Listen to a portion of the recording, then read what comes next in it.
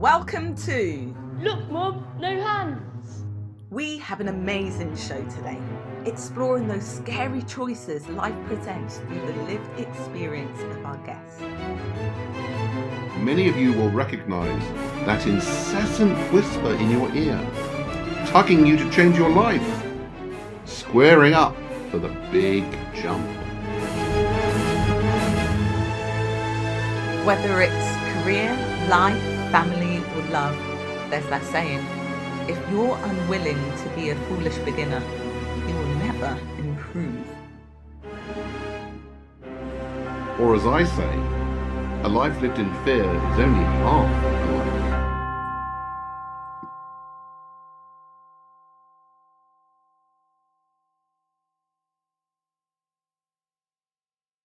Hello and welcome. Today we are joined by Elena McCready. Hi. Regular host, myself, Sarah Sharman, and my partner in crime, Daniel Confino. Hi. So, Dale, thank you for joining us. So, I met Dale quite a few years ago now. Yeah, I'm not sure exactly when now. No, and I'm terrible at maths. But we're working on a production in Wales. Yeah, The Midsummer Night's Dream. Yeah. Yes. And since then, we've just keep bumping into each other on various jobs and out and about socially. And I thought, what's a great person to have in? Dale is a cinematographer, DOP, and avid cyclist. So you probably thought this was about bike riding. Yeah, it did make me think there's a cafe called Look Mum No Hands, which is a cycling cafe. So it did make me think of that for sure. Yeah. So to start with, are you one to let go of the handlebars whilst actually cycling? Do you No, remember the I'm first actually. time you did it? I'm funny enough. I don't actually. I'm not so great at my bike handling skills that I like to ride along with no hands on the bike, and I watch the kind of like classic London teenager who does wheelies down the middle of Oxford Circus, and and then rides with no hands all the time, and I'm always a bit like tisk tisk, Oh, really? Yeah. Okay. But that's just about cycling. That's just about cycling. You don't go that cautious in life. No, most of the I'm actually fairly cautious, but I've obviously, being a trans person and a cinematographer and a New Zealander who moved countries to live over here, I've had some bigger jumps where I've taken larger risks. So I think I don't take risks too much generally, but then I save it up for some bigger changes. Oh, that's interesting. Yeah. So you say you're from New Zealand? Yep, I'm from Auckland. North Auckland, okay. And you came over here in what year? I came over in 2007, so actually 15 years ago last week. So it's been quite a long time now. Right. In fact, more than a quarter, well, not quite a third of my life, so I've actually been here quite a while. And how did you prepare for coming over here, or did you just thought, what's the worst that can happen? I'm trained in this area, or were you doing something else before? No, so I had excuse me. I had a 15-year career in the film industry before I moved, because I'm 50, so I've been working for a long time. But I had just reached a point in New Zealand where I wasn't progressing as a person. Being a trans person, I always had that in the back of my mind that if I went somewhere else more anonymous, potentially bigger, where there were just more people, and sort of started again, I might find a bit more courage to make this giant leap to transition. And I didn't. I basically moved and then didn't do anything about it for quite a long time. Right. But for another 10 years. But that was always in the back of my mind. There were two things. There was not being that happy in New Zealand and thinking, I've got a good life here. I could, keep progressing slowly in my career, and I could make a home for myself and have my friends and family nearby. But I might always wonder what would have happened if I'd taken a bigger leap to go somewhere else. And New Zealand's a long way away, so you always feel like you're on the edge of the world and that the rest of the world is out there. And there was just a part of me that was like, I don't want to, I've often thought this, I don't want to get to the end of my life and look back and have regrets that I didn't try something. So, and that's definitely comes up a bit with me. And so I was just like, I've got to take that leap. Even if I go for a year or 2 years and then come back to New Zealand and then settle down, at least I will have made that decision for myself, not had it made for me just by default because I just didn't do anything. Yeah. Which is what a lot of people do. They stay in their hometown and they don't move, and they're very happy, and that's great. Yeah. But I always have that niggling thing in the back of my mind, what if, what else, could be there. And so moving was kind of a big decision. Most people go much earlier from New Zealand to the UK, being a kind of a colony. New Zealanders often go on what's called an OE, overseas experience. Right. Usually there's like a 2-year visa limit anyway, so people might go in their early 20s. They'll go work in a pub as a bar person, and then travel around and have a good time, and then go back to New Zealand and kind of settle into their life proper. I waited till I was 36, and I had never meant to come over here, but I came over with a girlfriend a couple of years before. And while she was working, I just wandered around London, and I actually did live here till I was 5 years old. Even though I was born in New Zealand, we moved here very soon after. And so I walked around, I was like, wow, this place is extremely familiar, weirdly homely, and felt like, oh, I remember what that looked like. I remember what that felt to look at that brick, particularly squirrels. I saw a squirrel and realised I hadn't seen a squirrel in 30 years. Wow.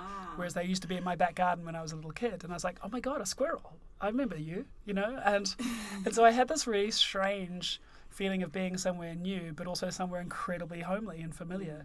And I think those first few years when you're growing up can be quite, imprinted on your mind. And so when I went back to New Zealand after that, I kind of was having inklings of wanting to go somewhere. And it seemed like, well, okay, I'm going to go back to London and try that. Amazing. Yeah. So you established yourself in New Zealand. Coming here, you said the first time you were with the girlfriend and you were just hanging around. Yeah. Yeah, she was working. Yeah, Yeah. she was working, so I walked around listening to my iPod and just walked around the city and really enjoyed it. And that was a night, and I've got great memories of the music I was listening to from those few weeks as well. Wow. But yeah, I was at a reasonably high point in my career, I suppose, in New Zealand as a cinematographer. In New Zealand, which is a long way away, you're always, to a degree, letting the work come to you, because the bigger jobs are foreign jobs.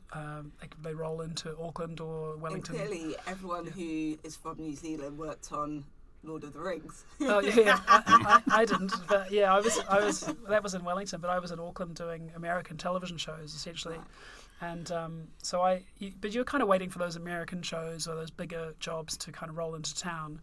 It's a little bit like a service country in that respect. Some smaller places in the film industry are. They're kind of letting the LA or London productions come in and do work on them. And it just always felt like I was waiting for work to come to me rather than getting work, And as you move from being something like a camera operator or a technician in a crew to being a director of photography, you're more of a head of department and you're more engaged from a high level by the producers. And those bigger jobs start bringing those people in that role over with them because they're part of the core team that work on a job.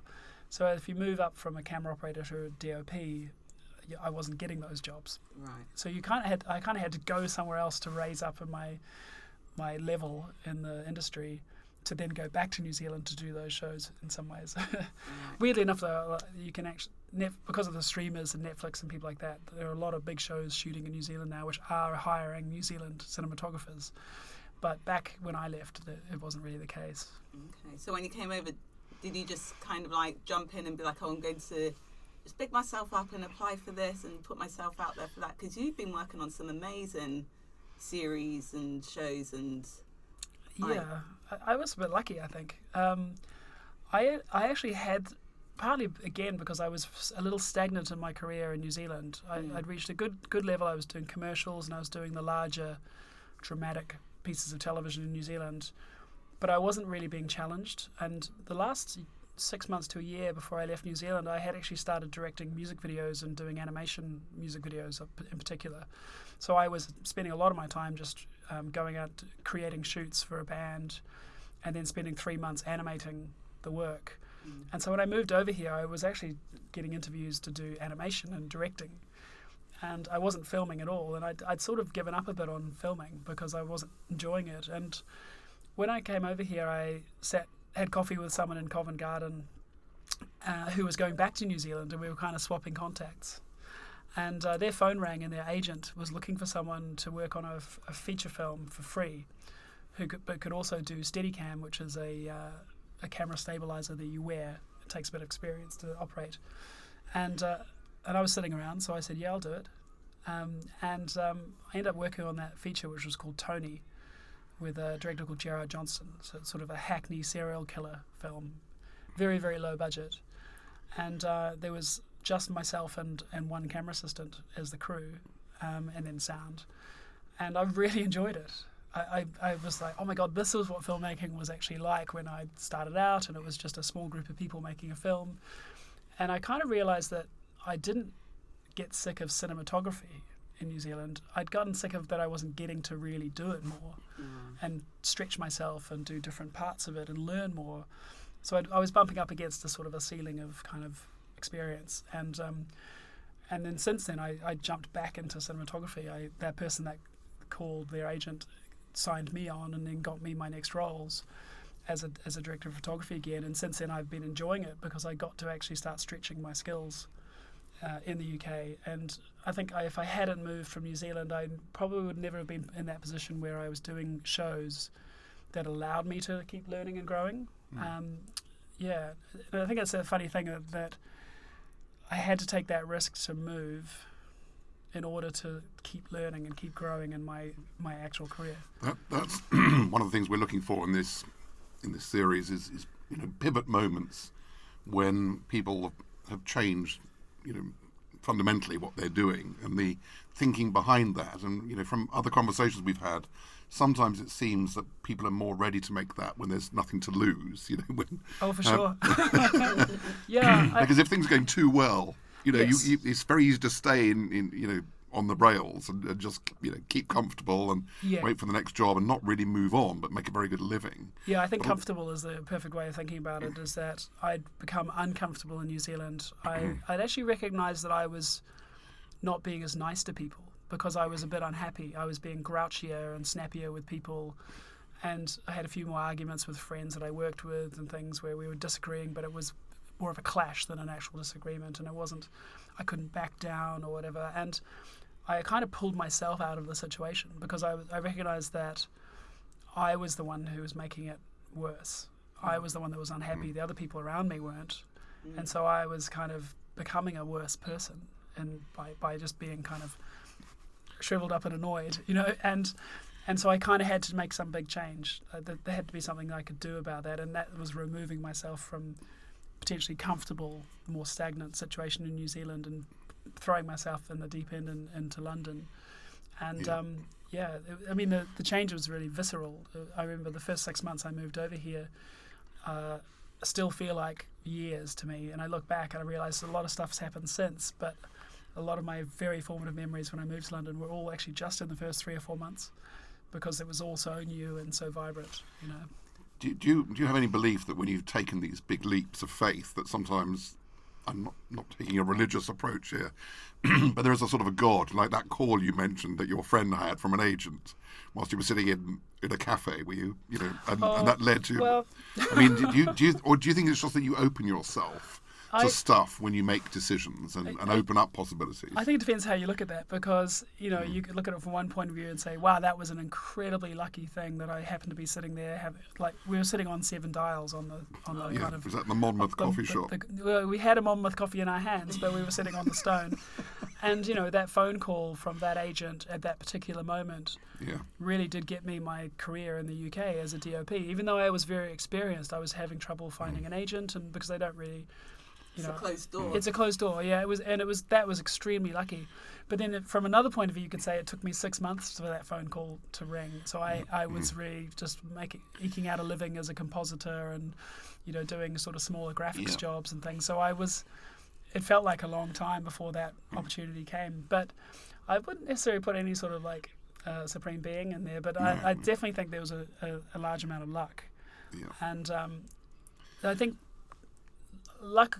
With that luck, I had the background of the skill set that when I was offered the opportunity of those jobs, I was able to then jump into them because, in some ways, the next show that I worked on was Merlin, and they hired me as a second unit cinematographer for the first episodes, And weirdly, that show, to me, I could see that the producers were looking for a kind of an Americanized version of a medieval story. And that is exactly what I'd been training on in New Zealand, because I worked on Xena and Hercules and Young Hercules and these sort of 90s shows, which were this American, they are literally American medieval shows. And so when I'd started on Merlin, I could see that the producers were looking for something that I could really give them. And they weren't getting that out of the local filmmakers necessarily, because the style at the time was much more naturalistic and kind of more kind of UK drama.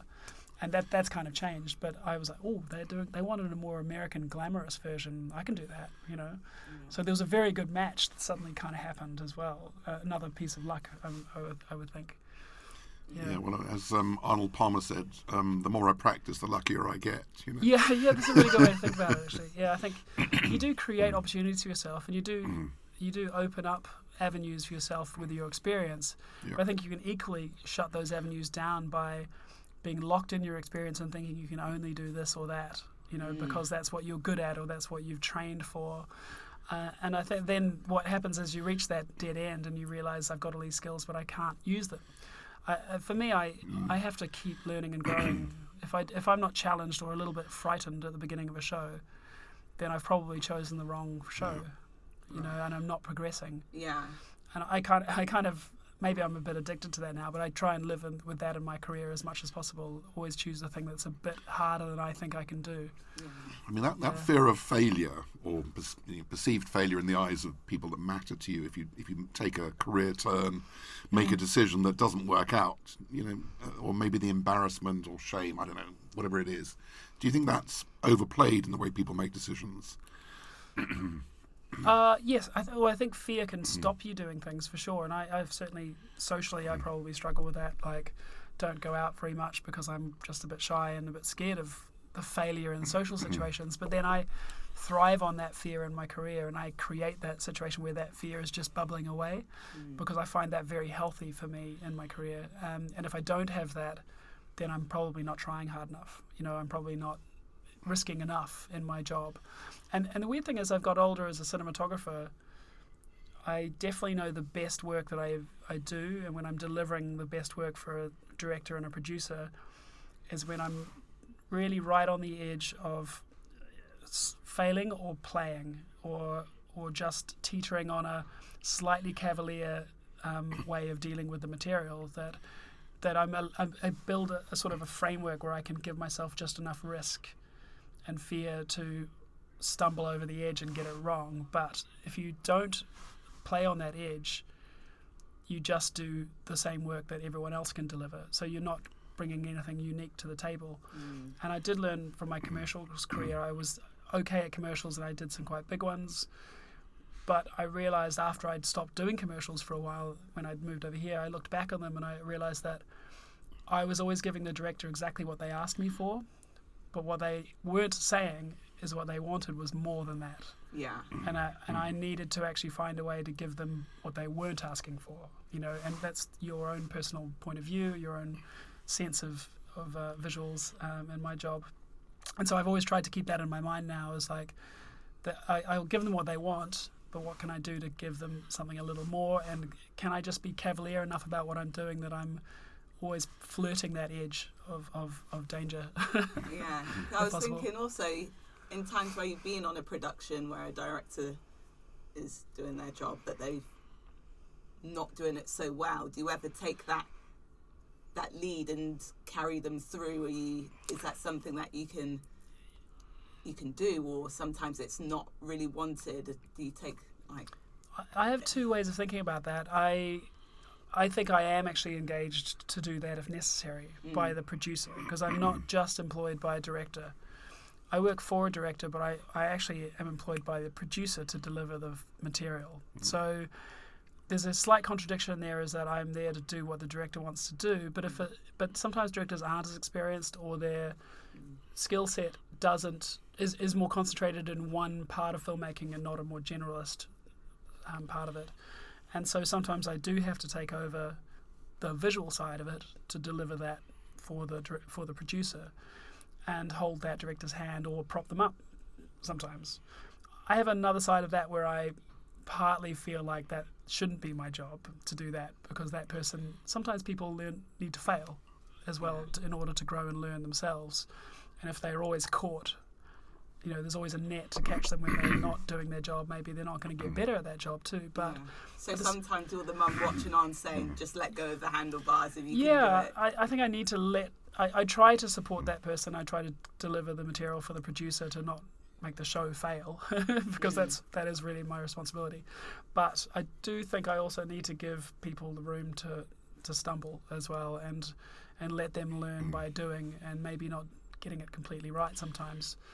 Working with a director as a cinematographer is interesting, because I think that a director, I've said this to crew as well, I would rather we had a point of view and a design in mind and then failed in trying to attempt it than just got along with this whatever was simple and easy.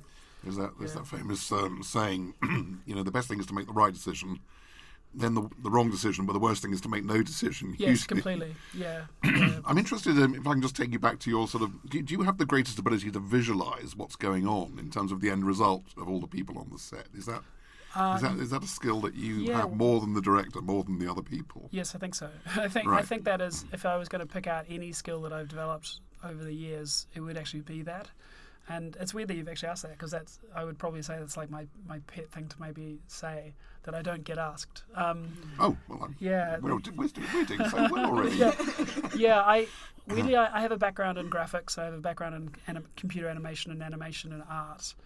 And the one thing I've managed to hone over the years of working, a lot of experience of filming, and I started on a soap opera when I was younger, so I've filmed many, many, many episodes of that. It is the ability to be able to play the film or the finished film or show in my head as we're talking about it. Yeah. Reading the script, I can picture it completely. And even when we're on set with the actors, when the actors move, in my mind I can move them in my head and replay the film, and then I can change the lighting and then replay the film. So any tweak where we make to the story or the scene or the technical issues we might have, I can redesign it in my mind and then replay it in my mind instantly. So I can test things out very quickly in my head, and it does mean that I'm pre-visualizing the show that we're trying to make all the time. And the technical side of actually then shooting it is just trying to execute that. But that would be my kind of main skill set as a cinematographer, I think, is to do that visualization and be able to keep adjusting it, not be locked into it either, because some people can pre-think a film in their head or a story, and then if something goes wrong or changes or someone comes in with another idea, they can't adapt to that new idea because they're like, no, it's not what I saw in my head. Yeah. And I think the trick is to just keep changing what you see in your head, Yeah. Can I ask you then about equipment, actually? Obviously, we all watch the finished product, and many people have no idea what goes on into the making of a film, and they leave well before the credits have rolled, so they've got no idea, the army-style numbers of people to get it all together. But I mean, one of the things I read from your website was just your ability to play with the gimbals and the technical arms and so forth, and adjust them. And I mean, do you have any kind of engineering, or is this a trial skills, or is this a trial and error kind of feel for the subject that you've got? And does that allow you then to use the skill you were just talking about to visualize what it's like to strap a camera to a suitcase or something that the director has never thought of? Yeah, I mean, in an ideal world, a cinematographer is a strangely technical, mathy artist. You're combining the knowledge of technology and different applications of technology into making images that hopefully tell an emotional story. So there's a very weird collision of art and science. And a huge part of it as a cinematographer, to stay relevant in your career, is to stay up to date with new equipment. And see where the trends of equipment are going, see how they're being used, and also just even being a bit of a geek and going, oh, there's a cool device, I wonder if I could do this with it, and maybe finding a different use for it as well. And I've come up through a kind of middle to higher end budget level in television lately, and what I could see when gimbals and drones were just starting to emerge was that the gimbal that holds the camera on a drone was very quickly going to not be on a drone and actually just be handheld, and that's where the first sort of Movi Pros or Movi sort of gimbal system started emerging. And I could see that was going to be a big change. I'd come from a very traditional Steadicam sort of filmmaking background where we could move the camera, but it was a large, heavy device. It took a great number of years of skill to get good at it. And then you had dollies, which are essentially little trains that hold the camera and roll along a track, or cranes. All these devices traditionally are very large, quite heavy. The cameras are quite big. But I could see the gimbals emerging at the same time as the cameras were reducing in size because of the push of digital technology and the scaling down of the components, the better and better sensors, making smaller and smaller cameras that can do more and more. And then suddenly the devices that could hold those cameras started getting smaller and smaller and could be more flexible. And so I very quickly jumped in and bought a cheap Vietnamese gimbal that would kind of hold a stills camera that I could use. And on Atlantis, a BBC show a few years ago, I got that going and see, well, what can we do with this now? Okay, I can put this on a cable cam. I can fly it over the set or through a forest. And it was literally a Canon DSLR hacked to record video. And so that gave me enough of a sense of what these gimbals could do that I could then start working with gimbals more. And as they've improved and the cameras have gotten even smaller, now we can use these tools to do even more things. And I think what that's given the film industry is the chance for smaller productions to do very high budget looking moves and shots that would have taken the army of people to do it before, and a very expensive equipment. Now you can do with a one-man band or a smaller team, and that's really good value for any show, because suddenly you can make your small budget television show look like a feature film. Right. I was musing actually on the way over here. I live in Greenwich, and John Harrison, who conquered the problem of measuring longitude, developed naval clocks, chronometers that could survive all the movement of the ship. So there was sort of the gimbal, if you like, of the 18th century or 17th century. And I was thinking that you're sort of playing in the same game, or in the same game today, is how do you hold something steady in a moving environment? Yeah, and I think, again, it comes back to this weird combination of emotion and technicality. Yeah. If I have any engineering background, it's just a sense of design and kind of playing with things and, understanding the mechanics of how something works. But I have like a grade of types of motion that I use to refer back to. So from extremely smooth and steady linear tracking cameras, which might be a camera on a rail, like a train track, to something that's rough and blurred and handheld. And there's a big scale in between where you could be moving the camera in a Steadicam sort of fluid manner, or you might be even smoother with a gimbal because it has digital isolation or correction in the motors to make it hold the horizon steady. Or you might have a different device that gives you even more movement where it's really small and you can maybe fly that camera around someone or to a drone. So I think there's all of these choices now where you can go from being super, super smooth and silky, steady to really rough and kind of free. And I think I choose the tool for the emotion that the moment in the story needs. And I really love doing that. My next script has got a lot of this sort of thing where I'm using different types of camera movement for different characters and different moments and different time sequences to reflect the feeling that I'm after. Sometimes I want it to be wild and frenetic. So what's the camera device that can give us wild and frenetic? And then other times it wants to be very deliberate and very maybe even so steady that you don't even notice it's moving, but then you suddenly realize it is moving, kind of a horror movie aesthetic where when the camera moves, it's saying something because it didn't move before. There's all these different things you can do with movement that I find really fun. What about the lighting side of it? Do you get involved in that? Do you direct that? Yes, so that is part of my main purview. So as a director of photography, you're in charge of the lighting and camera departments. So with the director, we go through the script. In an ideal world, we have the time to really read it together and talk about what we see in our minds when we're reading it. And then I would go away and I would design the lighting that from notes from the director, what they were looking for, the emotion they want, the feeling, or maybe references. They might give me photographic references from other shows or artworks or paintings, and just stills they found on the web, and I will then design the lighting for the scenes to match into that feeling. So I coordinate the lighting department to do that then, and so I'm in charge of really 3 departments: the lighting department, the camera team, and then the grip team, which are kind of camera support. Yeah. In order to kind of achieve that. I mean, I've seen some of your own stills work, and you use a Rolleiflex, do you? I did till I sold it. I've really regretted selling it. Yeah. Though.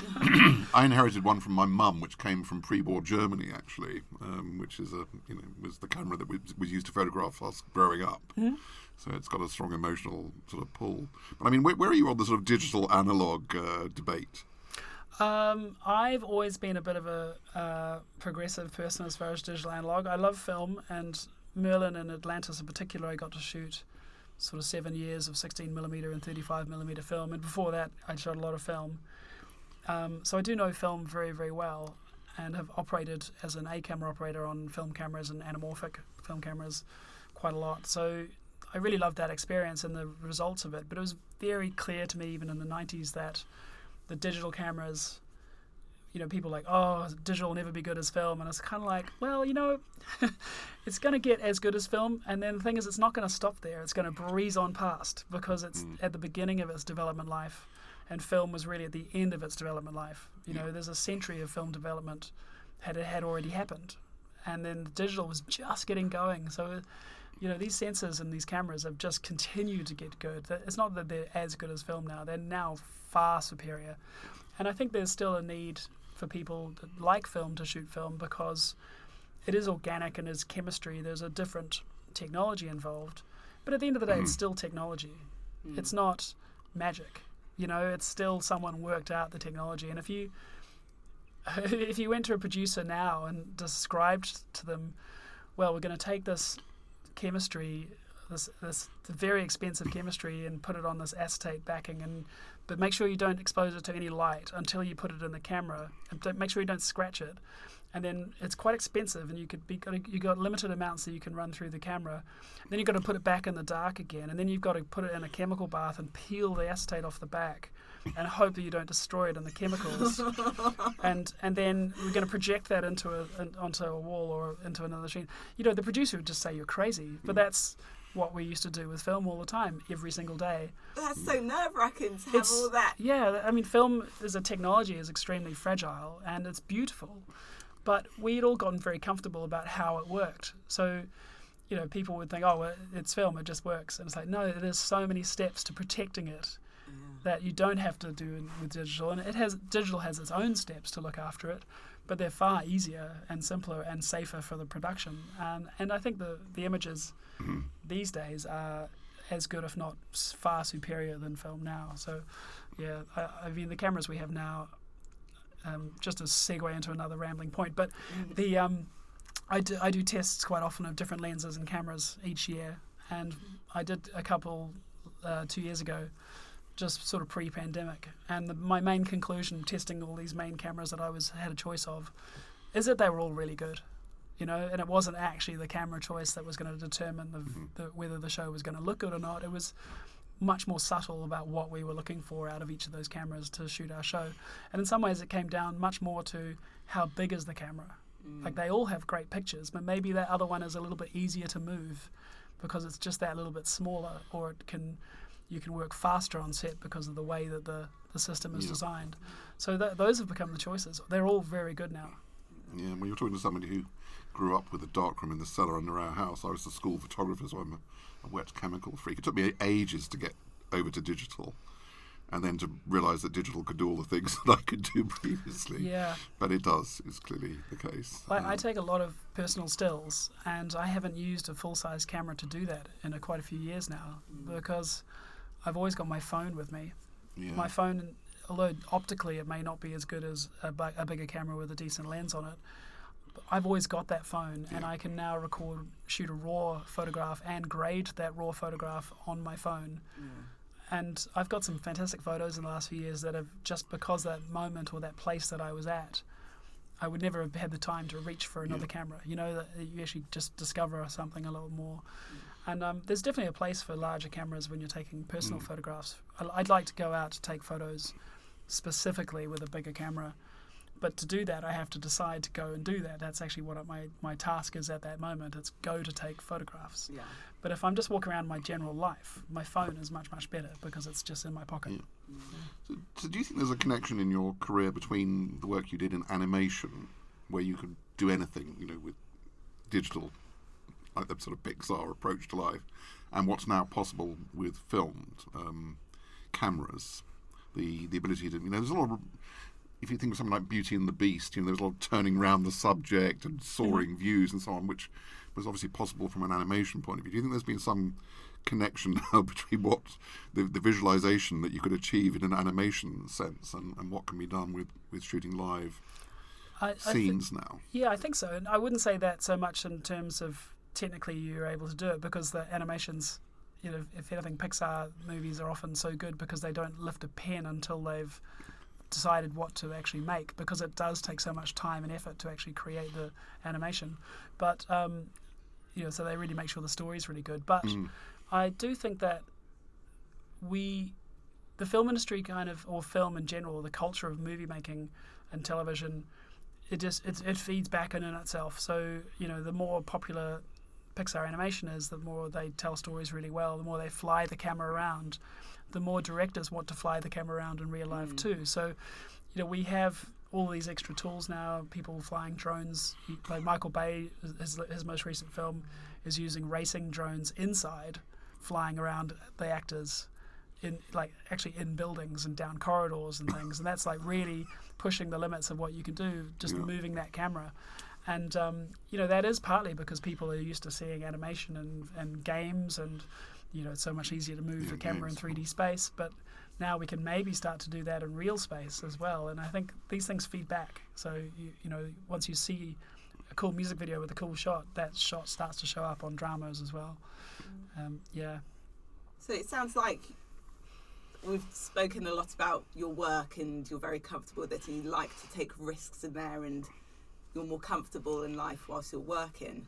Can we take a peek into Dale outside of work? How, if you could go back to childhood, what would you be telling yourself to do to prepare yourself to now being 50, now living in the UK, or are there things that you've experienced in your late teens, in your early 20s where you thought, actually that was really, really stupid, what was I thinking? But you survived, you came through it, you enjoyed the experience looking back, and it shaped you to where you are now.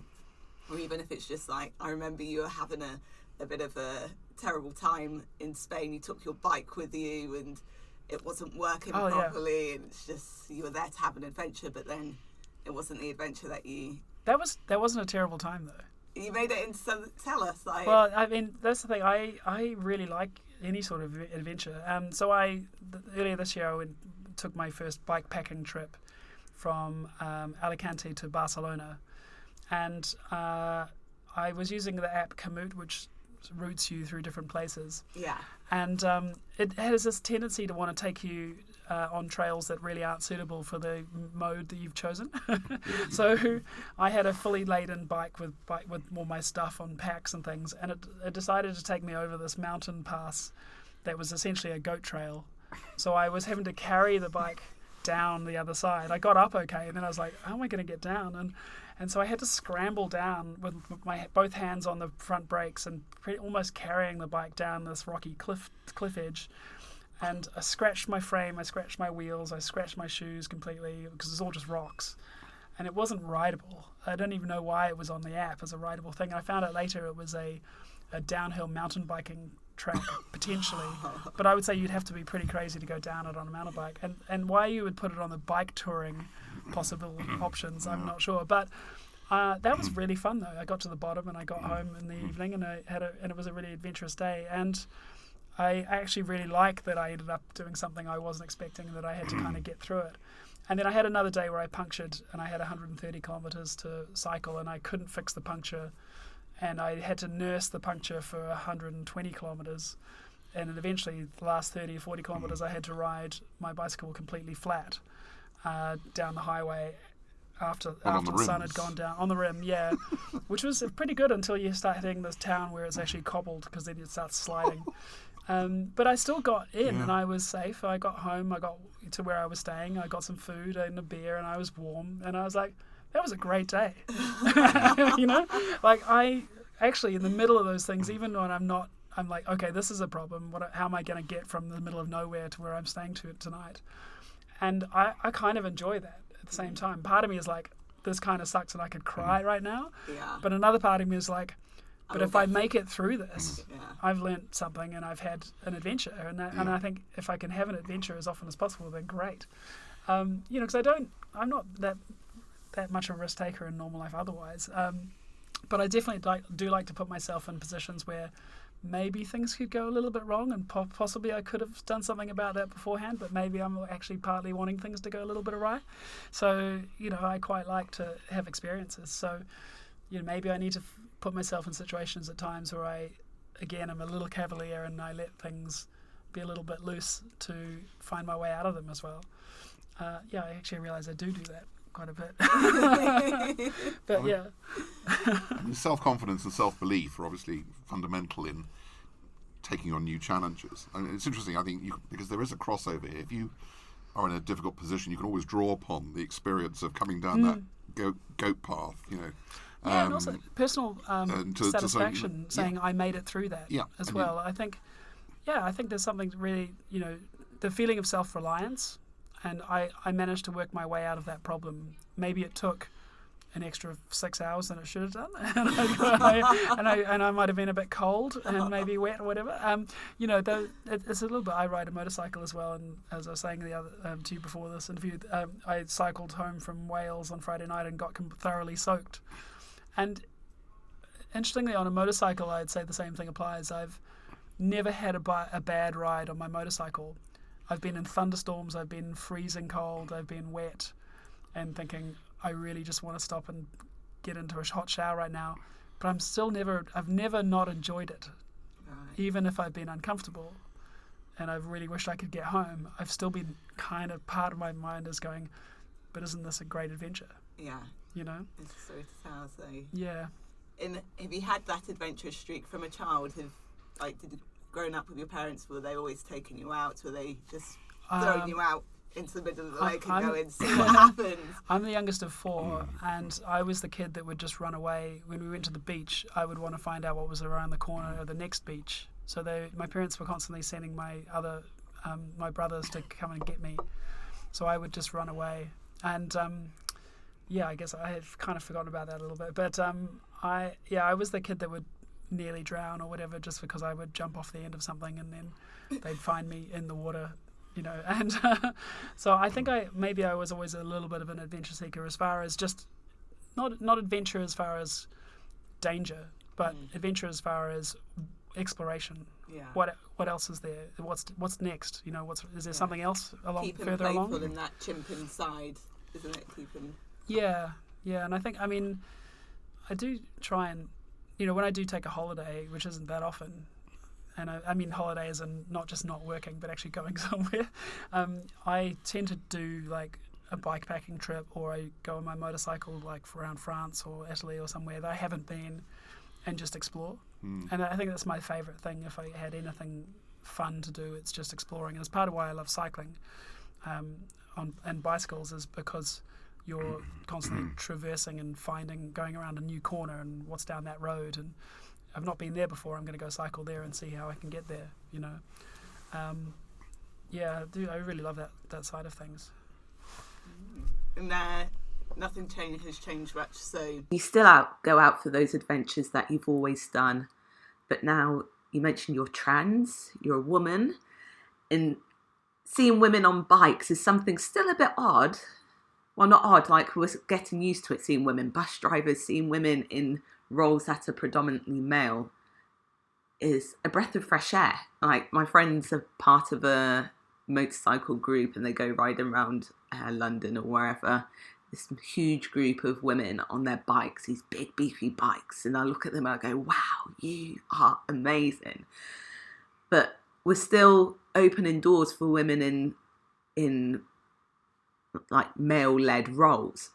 And recently there was that fatality on the Alex Baldwin film where the cinematographer was a woman, and people were like, wow, there was a woman leading this film. And it's just such a shame that we've been woken up to women in this role due to a fatality. And it is only a small percentage of women who are in this position. And now you're here championing not only women, but trans women, and working differently, but then also not working differently because you're still doing what you've always done. But tell me how this has changed ways for you, how you've opened doors, how people have adapted to Dale Part 1 or Dale Part 2, if yeah. I think it dovetails back into what you're asking about risk and taking the hands off the handlebars. I have always been trans. I always knew this. I knew this when I was a child. And I always knew there was something up and things weren't quite right. It was never something that I could really recognise distinctly. And so it was always just a discomfort and wishing I was this rather than what I was, sort of thing. And but it was a bit confusing at the same time, because in the culture at large, trans people were fairly ostracised. They were sort of trannies and things like that. And so even in my 20s, I really seriously considered transitioning then. And I chickened out, really. And I don't think I chickened out for dumb reasons. I think I chickened out for good reasons, because the culture wasn't in a place where it would have made my life better. It might have solved the issues I had being trans, and then being also and work being in a male environment, or yeah, male environment back then. Yeah, and I think it would have just made my life far more difficult, and I don't think I would have ended up in the opportunities that I did have as a man. Interestingly, I think I was able to take advantage of the patriarchy to a degree as a man and build up my career to give myself the freedom to then make the choice to transition. Right. And the culture had changed massively in the 20 years since then. So I started seeing trans people more as normal people, as successful people, as happy people, and people, not as trannies or jokes or whatever, or sex workers potentially. This was a cliche of a trans person, but they would generally always end up in sex work. And the person I knew who transitioned when I was in my 20s in the film industry got ostracised in the New Zealand film industry and became a sex worker and eventually committed suicide. And so, I didn't have good examples of how I might have been treated had I come out then. And so I just didn't, and I kind of kept trying to get along, kept trying to be the person that I had ostensibly been, even though I knew it wasn't really me. And my relationships always suffered because there was always a point in every relationship I had, and I am attracted to women, so I always went out with women, and so it was very much a straight relationship. But after a certain amount of time, I always felt that I was holding a large part of myself back from my partner. And so I generally was always end the relationship because I felt like I was lying to them, and I couldn't tell them about this part of myself because it wasn't what they were looking for as far as I knew.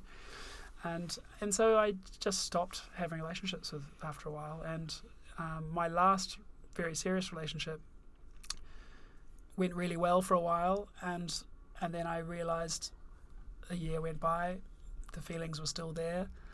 I started to feel like I was lying to them. I broke up with them. But I knew at that point I was in my 40s. It was like, okay, now I need to do something about this. It's not them. It's definitely me, Right. It's very easy to go, oh, well, they weren't quite the right person, or my transness was there, but I'd hoped that the right woman would come along, that I wouldn't have to think about that, and we would just have a good relationship and it would be fine. I could get on with it. But it was always there. It always came back. It always got in the way. And that noise was always in my head, that I was struggling against, about this is wrong, this isn't quite right. And I was spending a lot of mental energy every single day, every single moment, filtering my whole experience of life through the noise of being trans and not being able to be outwardly trans, and myself. And after a while, that became very corrosive, and was partly the reason why I wasn't happy when I was in New Zealand, because I didn't feel like I could transition there. When I moved over here, I kind of got busy for a while, so I just put it aside. And it came back, but that noise was always bubbling away, and it got to the point that it was just, again, I thought, what if I got to the end of my life and I hadn't just tried, hadn't just given it a go, even if it tried it and it didn't work out. And so I started putting things in place to transition. And it was one of the best decisions I've ever made. It is the best decision I've ever made. And I'm just far happier and a much more comfortable person in my own skin.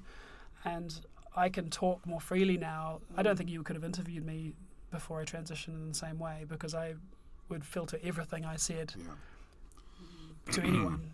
In case I might give away to someone that I was trans. Like I was always had a filter in front of me, and so I wasn't a great conversationalist, because it's not an easy way to talk to someone. And now, I know there were great risks to my career. When I came out, I was worried that I would lose some rungs on the ladder of my career, but I considered that to be an acceptable risk, and I'd gotten to a high enough point in the jobs that I was doing that I could take that risk, and if I fell down a few rungs, it would be worth it. And it wouldn't be the end of the world. Yes, maybe I would have to accept that I wouldn't be doing quite the high-end jobs that I had been going towards, but that would be okay. At least I'd get to be me. And it turned out the opposite actually happened. It turned out that people have been incredibly accepting. I've been a happier person. I think I've been a more empathetic person since I transitioned. I've got a better perspective on men and women than I had before, because I've been able to see both genders from a slightly different perspective as I've moved out of one gender role and across to another gender role. It gives you an insight into both that you hadn't managed to notice before, and how they treat each other and how arbitrary it often is. And so I think, if anything, it's made my work better. It's made me have more empathy, as I say. It's maybe a slightly better human being, I think, because I just have a better experience of life than I had before. And I think it ended up being the greatest risk to take. And if anything, my career has bumped up much greater level. But since then, and whether that you could say, oh, maybe people are just doing a diversity hire or something, but I just think it's because I'm a happier person, frankly, and I'm more engaged with the people that I'm around. And people pick up on that, whereas I had always been a little bit like holding myself back, And are there many women in cinematographer roles? Are they able to come up to you? Do you mentor anyone? Have you been mentored in your career? Yeah, I definitely have. I mean, I'd always tried to have women in camera departments that I'd worked on before I transitioned. I've always wanted to have more equality in the camera teams and lighting teams, and it was very clear to me, even as a young film technician, that if you had a crew just guys, it got very blokey very quickly, and it's actually didn't make me comfortable, because that really wasn't my perspective. And you just add one woman into that camera team, for example, and then the team changes for the better. The civilizing influence. Yeah, completely. and it really makes a big difference. And I've noticed a few jobs where I've gone back to a fully male camera team, and it's actually really uncomfortable. And they're having fun and stuff, but it's just a bit too blokey for my liking. But it really makes a big difference. So I definitely try and bring in as many women as I can into the different technical departments as hires and as in mentoring and trying to develop their skills. I have a camera operator I've been working with recently who I have taken now. I'm about to take her onto a third job with me, because she's really great, and equally, absolutely the equal of any guy camera operator in terms of, she can lift what they can lift. It's not really about physique as much as about application of your experience and your kind of gusto for it. And she's really got that ability to kind of work the set and work the problem as a camera operator. So I've really taken on myself to bring her along to jobs with me and keep developing her skills by pushing her into new bits of equipment that she might not be as used to as I am, so that eventually I'm not operating the camera as much. I'm getting her to do it for me, and bringing her skill level up to where I've been, So I definitely try and do that if I can. I do remember many years ago I was working on a production, and one of the, I think, second camera operator was a woman, and we were in the bathroom at the same time, and I could hear her crying. I was like, what on earth is going on? But it was just that environment of banter that just isn't really banter. It's really bullying. Yeah, it's quite harsh. Yeah. So It's not fun. Often banter is a word I really dislike, actually, because it's often used as oh, you haven't got a sense of humour, love. You don't find this funny. The words locker room attached to it. Well, yeah, it's just like, oh, you just need to, you need to just enjoy the banter, and it's like, but it's not funny, and it's actually a bit hurtful, and it shouldn't be an excuse to be able to be hurtful just because you're doing banter, and I've definitely seen a few people like that. The film industry has really changed in the last 10 years here. Coffee's a lot better and the food's a lot better, but the way people treat each other, it does not fly anymore to have the kind of more classically misogynist way of working on a film set. People will not accept it now. The crews are younger, they're more mixed, they're more queer. The film industry is great because it is quite a progressive place to work. Right. And even though it's like a military operation most of the time, and it has a very strict hierarchy, which it really needs to be able to function, within that, it's a very oddball collection of people that are thrown together to then work on things, and so it's quite open to difference. And I think that's a huge reason why in the film industry I was able to come out and be trans and be visibly trans, and a couple of people were kind of taking a step back for a moment, but very quickly realised I was still doing the same job and still telling them what to do, so they just got on with it. And yeah, it's been really good. Now, can we take a few minutes to think about where things are going in the future, both for you and the industry, actually? Is virtual reality something we should be thinking about? Are we going to be wearing strange glasses to watch movies? Where does that feed into your skills as a cinematographer in terms of what images we're going to be demanding? Yeah, I think there's a collision between games and film that's been on its way for a very long time. And essentially films are a simulation of sorts, where we've always been trying to take ourselves to a different place with cinema and experience a different life or world for a time. Games allow people to maybe do that in a more immersive way. 3D movies tried to do that for a while to bump up ticket prices. I think there's always been in a direction that we're headed towards a more immersive experience. Ironically, film actually works sometimes in its best way because it's not as detailed as life, because it is restricting what you see. Sometimes it's the fact that it's a composition, maybe it's even black and white. It's actually about reducing reality into a more abstract emotional idea. So there's a slight contradiction between film and games in that way, but I do think we're heading in a direction where we want to be more immersed in the stories we're telling, and one of those tools to do that will be virtual reality. I don't think that will be the end of film as we know it. I think these things will run in parallel for a time until they keep developing. But I do think there is a point where we'll be wearing some sort of device that gives us a more fully immersive environment to be in. And then maybe we're watching a play by always being in the front row, or standing next to the actor while they're talking to the other actor and be able to walk around them, or even interact and be another character in the play.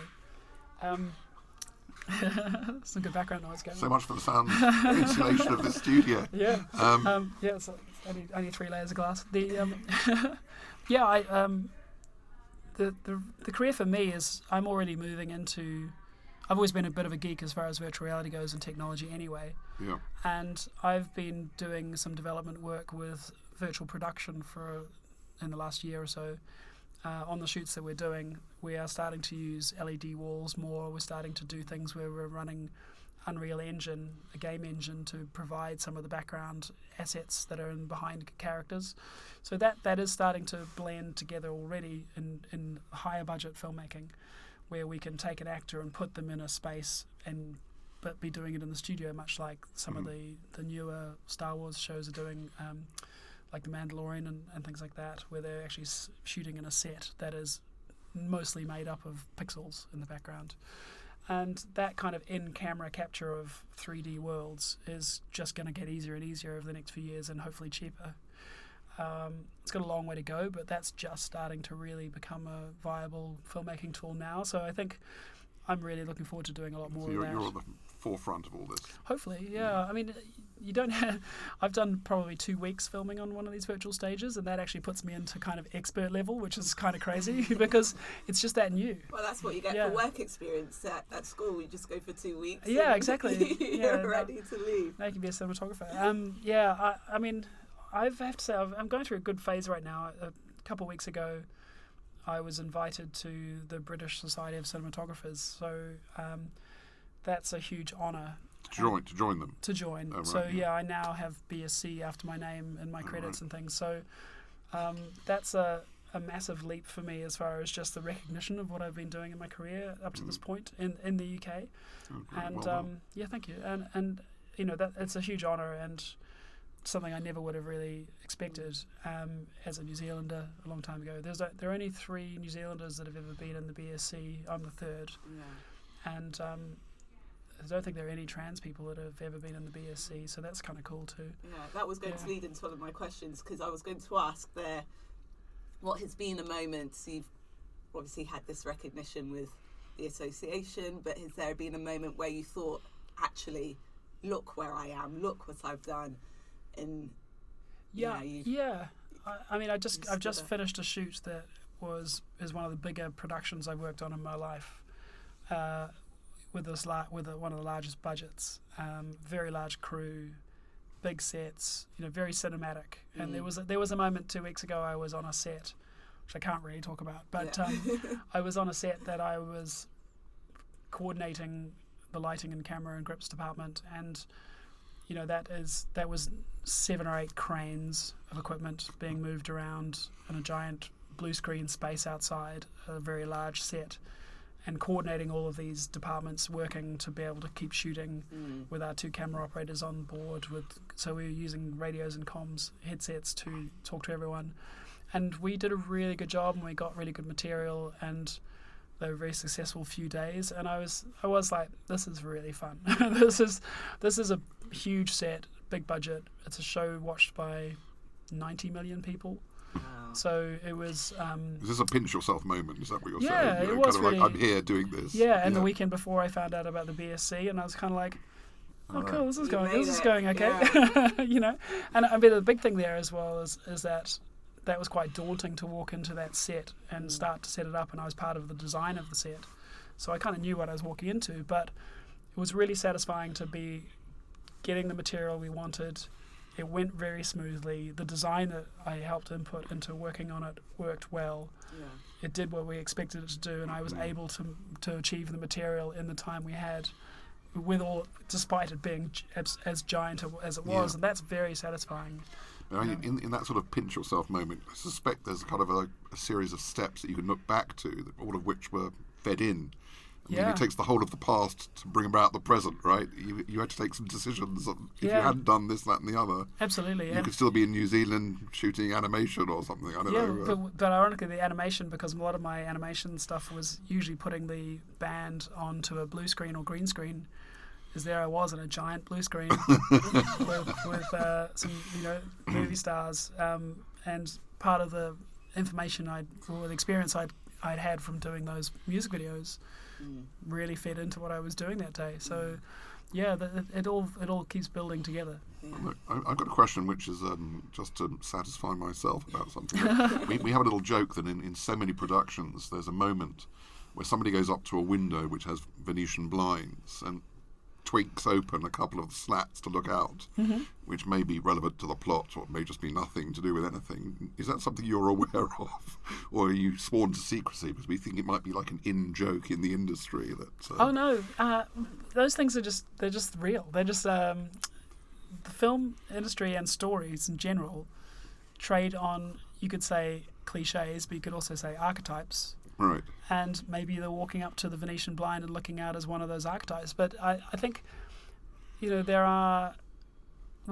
just remixing the same human story ideas over and over again and dressing them up in different forms. But we're all sharing the same kind of lives. So there is a kind of finite number of story things that we use. And in terms of visuals, there's definitely an influence of visual language that we call back on constantly, you know. And as filmmakers, we do it constantly. We're like, oh, I saw this really great shot in this other show. It would be really cool if we use something like that in our show. You know, you're always feeding these things back in, and maybe and also there's homage back to, I mean, Stranger Things is a good example. Homage back to earlier films and television shows that people love. Like a little nod to like a nod to them, yeah. But it's like an in-joke for people that are deeper into the subject, isn't it? But it's interesting, it depends on your experience too. You say Venetian blinds, and I immediately think American Gigolo.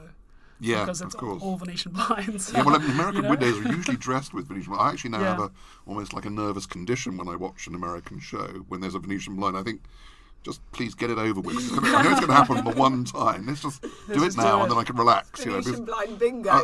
Otherwise, if they're standing very near a window, I'm feeling, you know. I haven't done a Venetian blind for a while because I've been doing some medieval stuff lately. But we definitely had. Well, actually, maybe it's the tent cover. I was going to say we had the other day. We literally had the finger pulling the curtain back to look out the window. So we did do that one. There is a joke about that. You know, how do you make a Venetian blind? Poke out his eyes. That's almost medieval. I'm allowed one joke, please. Dad jokes only, though. At least I thought it was funny. No, that was good. Well, look, Dale, can I just say it's been really, really fascinating and entertaining and so on subject for us. You know, this whole idea of taking risks and exploring life, the life unexplored is the life not worth living, you know, and I think you stand as a great example and a testament to somebody that's changed your place of work, your approach to life in so many ways, and you know, you're standing at the pinnacle of your career, and I think that's amazing. Well, it's funny because I kind of think of myself as fairly boring, and you just actually talking about it, you've made me reveal to myself how often I put myself in a situation where I allow risk to be rewarded in some ways, you know. So it's quite nice to go back and actually look at things and go, oh yeah, I do that. I do put myself in the deep end as often as possible, and I think it's really fun. So. Well, it was interesting also to hear about some of the darker moments. You know, like it took 6 months before that call with the agent in 7 Dials. And sometimes people tell the story in a way that kind of edits out some of the harder moments. I mean, you know, so I think that it's good to be open about that and say, you have to persevere. And it's not if you're plotting it on a graph, it's not a constant upward trajectory. No. You mentioned my Rolleiflex camera. The reason I sold it is because I had no work for 6 months and I needed to sell things. So what does it go for these days? Not very much, but you know, I regretted I sold a bunch of cameras at the same time, and I regret selling every single one. But it doesn't always go perfectly. I don't always go from the highest income. Sometimes I have no income. So I've still got my Zenith E, which was the bar mitzvah present, so I can't get rid of that. You know. Oh, you should definitely keep it. Yeah. Well, I'm now going to be looking at life instead of look, mum, no hands, and be like, am I prepared to go down the goat's trail? Yeah. You get to the bottom. That is just going to play in my mind. And having succeeded, you'll be ready for anything in life. That's the point.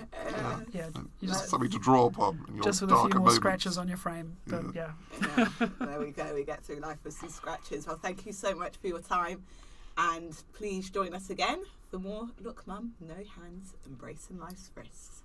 Bye for now. Bye. Don't miss future episodes of Look Mum, No Hands. Share and subscribe wherever you listen to your podcasts, and give us a 5-star review on Apple. If you are inspired to take that leap and join us on the show and share your experiences, or have a friend who might, message us on Instagram at Look Mum No Hands Podcast. This has been a Talks with My Neighbour Productions, produced and hosted by Sarah Sharman and Daniel Confino. Music by George Twidell, artwork by Jayne Confino, and title voiceover by Joshua Sharman.